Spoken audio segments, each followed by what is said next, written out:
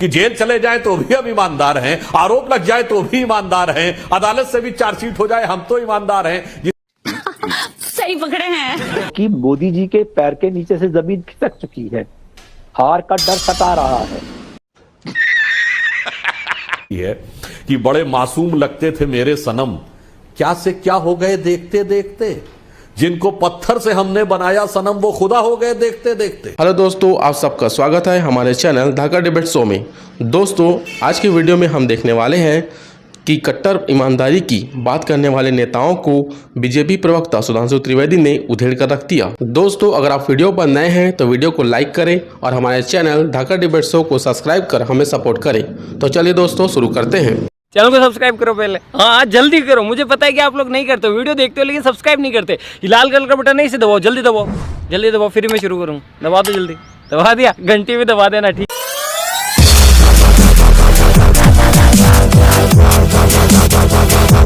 जी, सिर्फ मैं संजय सिंह जी की बात ना करूं तो यहां पर मेरे पास कागज हैं जहां अरविंद केजरीवाल जी के खिलाफ भी प्रोसिक्यूशन का नोट है, जिसमें कहा गया है कि जो सबसे बड़े अक्यूज्ड हैं इसमें महेंद्र जी, उनके साथ फेस टाइम कॉल हो रहा है। प्यारी समझ गई और ये भी बयान दिया है सिसोदिया जी के असिस्टेंट ने, पीए ने, कि उनको बुलाया गया था अरविंद केजरीवाल के घर पर जब वहां पर सिसोदिया जी मौजूद थे, और कैसे वहां पर 6% से 12% का प्रॉफिट मार्जिन कर दिया गया। ये सब कुछ लिखा हुआ है अरे कहना क्या चाहते इस प्रोसिक्यूशन नोट में। और इस प्रोसिक्यूशन नोट के बारे में उसमें अरविंद केजरीवाल जी का भी नाम है। तो मैं पूछना चाहती हूं कि पहले सिसोदिया, उससे पहले सत्येंद्र जैन, अब संजय सिंह, क्या अगला नंबर अरविंद केजरीवाल जी का है? तब आप क्या कहेंगे अगर आज ही कह रहे हैं कि बदले की भावना है? चीटिंग करता है तू,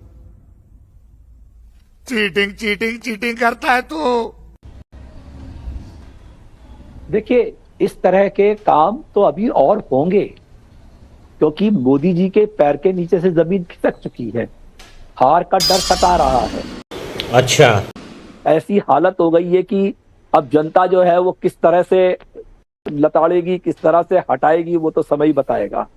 तो इस तरह के और अभी कम से कम 40-50 अरेस्ट तो अभी और होंगे मार्च अप्रैल तक। कितने शानदार विचार रखते हैं।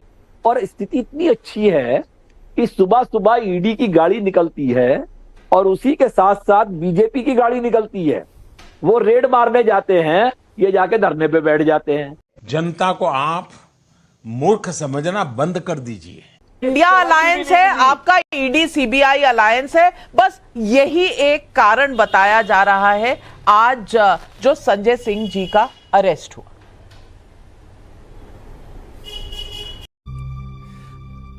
अब नहीं मानेंगे।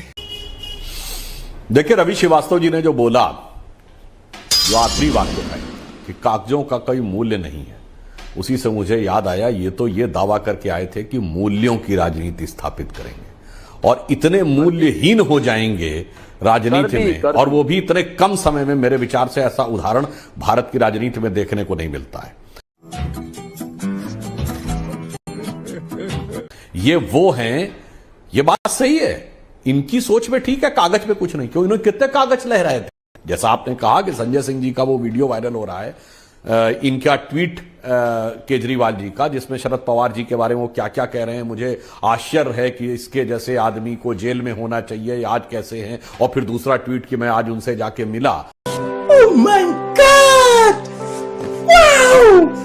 तो मेरे विचार से इनके लिए तो किसी भी कागज का कोई मूल्य नहीं था। ये तो मूल्य विहीन राजनीति कर रहे थे, और मूल्य तो ये था कि ये अदालत में आरोप लगाकर माफी भी मांग चुके हैं, और हकीकत में इनके नेता अदालत से जाकर छुटकारा भी नहीं पाए हैं, और उसके बावजूद ये कट्टर ईमानदार हैं। वो पार्टी जो कहती थी आरोप लगते ही इस्तीफा दे देना चाहिए, जांच बाद में होनी चाहिए, वो जांच होने के बाद, अदालत के द्वारा जेल के अंदर रहने के बाद, जमानत न मिलने के बाद भी कट्टर ईमानदार कहने का दावा करते हैं। ओ भाई, मारो मुझे, मारो मारो मुझे, मारो मारो। नहीं, ये मजाक हो रहा है, एक सेकंड यार, मजाक। मुझे लगता है कि शायद दिल्ली की जनता अपने को आज ठगा हुआ महसूस कर रही होगी। जितने मासूमियत और भोलेपन का चेहरा बना के अरविंद केजरीवाल जी आकर दिल्ली की जनता को ठग रहे थे, आज दिल्ली की जनता वास्तविकता में ठगा हुआ महसूस कर रही होगी। तो वही पंक्ति जो मैंने पार्लियामेंट में बोली थी, मैं उसको पुनः रिपीट कर देना चाहता हूं। इनके ऊपर बिल्कुल सही लगती है। रुको जरा, सबर करो, बोला धक्का बुक्की नहीं करने का, आराम से लेने का। हाँ, कि बड़े मासूम लगते थे मेरे सनम, क्या से क्या हो गए देखते देखते। जिनको पत्थर से हमने बनाया सनम, वो खुदा हो गए देखते देखते।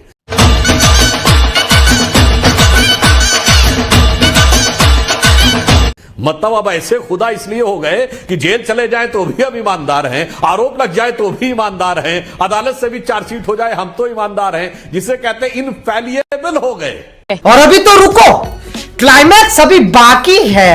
यानी कानून से, विचार से, व्यवस्था से परे हो गए। इसलिए मुझे लग रहा है, मान्यवर आपने बहुत सही बात कही है रवि जी, दिल्ली की जनता और देश की जनता बहुत अच्छी तरीके से देख रही है। और जो बात अवनिजेश अवस्थी जी ने कही थी, उस पर मैं एक बात कहना चाहूंगा। यह सच है, बहुत दुखद बात है। इस देश के इतिहास में यह आंदोलन से निकली हुई पार्टियों ने क्या देश को किस मुकाम पे पहुंचाया। जेपी आंदोलन से जो पार्टियां निकली, उनके अंदर भ्रष्टाचार का विषय कांग्रेस से ज्यादा भ्रष्टाचारी सिद्ध हुए। दो चाय बोली थी, अभी तक आई नहीं। जो वीपी सिंह के आंदोलन से निकले भ्रष्टाचार के खिलाफ वाले, वो आप देखिए लालू मुलायम सब उन्हीं से बने थे, वो उनसे ज्यादा भ्रष्टाचारी सिद्ध हुए। उसके बाद ये निकले अन्ना आंदोलन से, तो ये उनसे ज्यादा भ्रष्टाचारी सिद्ध हो रहे हैं। इस पे तो मैं दर्शकों से कहूंगा, मुझे जॉर्ज ऑरवेल की वो नॉवेल एलिमेंट फॉर्म नजर आ रही है, जिसमें जिसको भी वो लाते थे आंदोलन करके, आखिर में वो उसके अंदर वो सारे अवगुण नजर आने लगते थे। आग लगा दी, आग लगा दी, आग लगा दी, आग लगा। मतलब मुझे लगता है राजयोग आने से पहले इनके अंदर राजरोग दिखाई पड़ने लगता है। तो ये देश की जनता के लिए भी एक विचार करने का विषय है, फूड फॉर थॉट है। ये जो नए नए एक्सपेरिमेंट दिखाने का प्रयास करते हैं, ये इस समय ये प्रयोग धर्मी राजनीति का युग नहीं है भारत की राजनीति में।